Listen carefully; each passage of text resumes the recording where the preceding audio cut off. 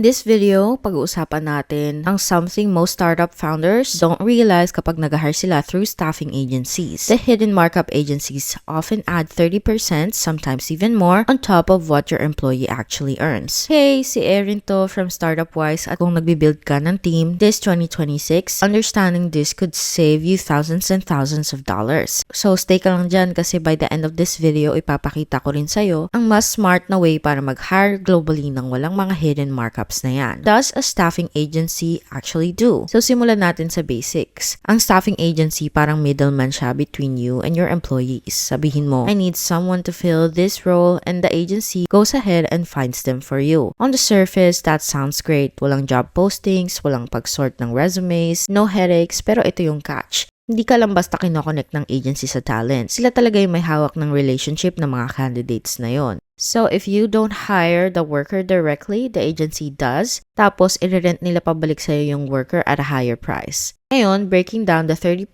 markup, here's how it works in practice. Halimbawa, nag-hire ka ng designer overseas, tapos yung designer binabayaran ka ng $2,000 a month. Akala mo, yun na yung binabayaran mo, diba? Not with staffing agency. They'll often tack on 30%. So ngayon, imbis na $2,000, $2,600 na yung binabayaran mo every single month, the designer never sees the extra $600. Diretso lang napupunta sa agency. Over the course of a year, more than $7,000 na agad yung puro markup lang. Pera yan na pwede na sana ibalik sa business mo, sa marketing, sa product development, or even hiring another team member. Why do agencies mark up so much? Short answer, because they can. Tinitake advantage ng agency yung fact na global hiring, parang ang gulo-gulo tignan, may taxes, payroll, contracts, nakaka-overwhelm talaga siya if you've never done it before. So, agencies say, don't worry, kami na bahala sa lahat ng yan. And yes, sila na yung nag-handle ng paperwork, pero at the same time, they also lock you into a system where you're paying far more than you actually need to. Isipin mo na lang ganito, parang bumili ka ng sandwich na $10 lang talaga, pero sinabi ng store, kami na bahala sa lahat, tapos chinarge ka ng 13. You get the same sandwich, but you paid extra for the convenience. Bakit ba problema to sa mga startups? If you're running a big Fortune 500 company, maybe you don't notice a 30% markup. Pero para sa isang startup, grabe yan. Every dollar talaga ay mahalaga. When you're trying to stretch your runway and grow fast, yung extra 30% na yan pwedeng maging difference kung mahit mo yung next milestone mo o maubusan ka ng pera. And it's not just about the money. You're also not building a direct relationship with your current team. Nandyan ang agency sa gitna, kaya mas nagiging mahirap ang communication and trust. And startups needs to move fast to build culture at masulit ang bawat single hire. Yung pagbabayad ng inflated rate sa isang agency, definitely kabaligtaran niya ng goal na yan. A smarter way to hire globally, kung hindi pala best option ng staffing agencies, what should founders do instead? At dito na pumapasok ang paired. Kinoconnect ng paired yung startups directly sa overseas talent. Walang 30% markup and no middleman between you and the contractor. Direkta mo nang hinahire yung tao, nakaka-build ka ng relationship, and you save huge on costs. At ito na ang nagpapaiba sa paired. Cost savings, most funders save 80% on payroll compared to hiring locally, at hindi mo na kailangan ibigay ang extra 30%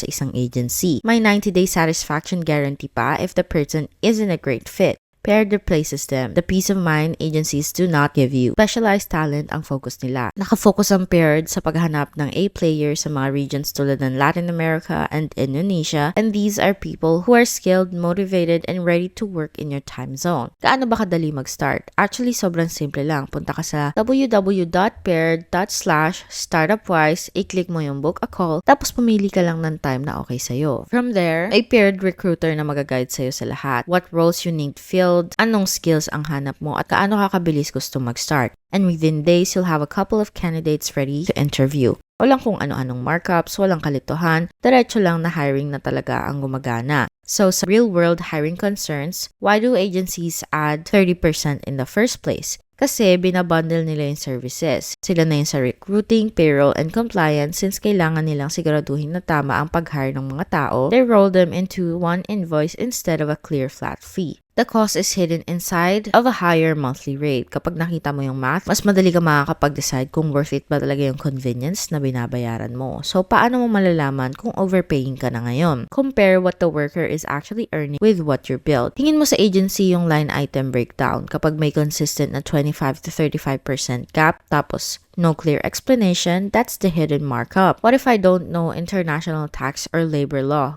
common naman yan. Pwede ka pa rin mag-hire directly and manatiling compliant by using trusted global payroll or EOR services. They charge a transparent flat fee. So you know exactly where every dollar goes. Kailangan bang mag-hire agad? Hindi ba agency yung pinakamabilis na way? Minsan, oo, for very short-term emergency roles or high volume. Pero kung pang long-term yung roles, spending a little extra time on a direct contract often saves months of costly and complexity later. What if a hire doesn't work out? Maglagay ka ng short trial period sa agreement. Yung may 60% or 90-day check-in, may malinaw na performance goals para may structured way ka mag-pivot ng walang stress. Broader tips for new startups: protect your runway. Every recurring cost you lock in now compounds over time. Avoid hidden markups so your cash lasts longer. I-own mo yung relationship, yung direct communication kasi dun talaga nabubuo ang trust and loyalty na hinahanap mo. At kahit gumagamit ka ng outside tools para sa compliance tulad ng pag-verify ng IDs, keep the actual employment relationship between you and sa teammate na hinahire mo para sa next stage. Hindi lang para sa ngayon, your first 5 to 10 hires shape the culture and pace the growth of your company. Kaya yung mga taong ka-share mo ng value and add new skills will save you from costly hires later. Quick checklist to spot hidden markups. Number 1, hingin mo sa agency yung detailed pay breakdown, employee base versus your monthly invoice.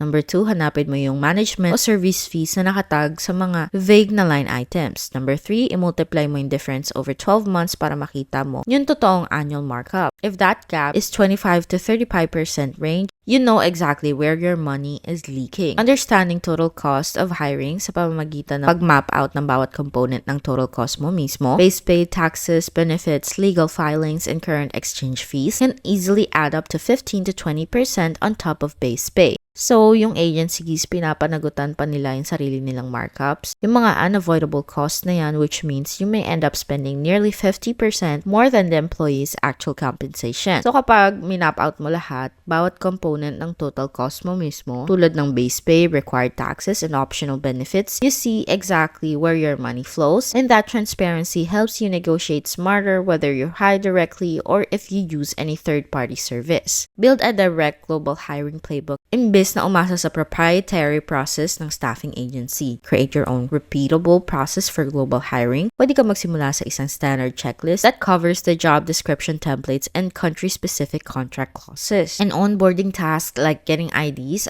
making sure they pass a background and drug screen, at a clear payment workflow, decide how and when invoices are approved, at kung paano hinahandle yung currency conversions. Once that playbook is in place, mas nagiging madali at mabilis na ang bawat new hire. Pwede mo na lang i-turn over yung process sa internal HR lead or operations manager without having to reinvent everything bawat hire, which keeps costs predictable as you scale. Pag-prep para sa long-term compliance. Employment regulations don't stay still. Regular na nag-update ang mga bansa ng labor laws, tax rates, and reporting requirements. Kapag totally nakadepend ka sa isang agency, baka hindi mo pa malaman na may nagbago ng rule hanggang may biglang fee o fine na lumabas. By keeping your own compliance calendar and subscribing to basic legal or payroll update services, mas hawak mo yung control.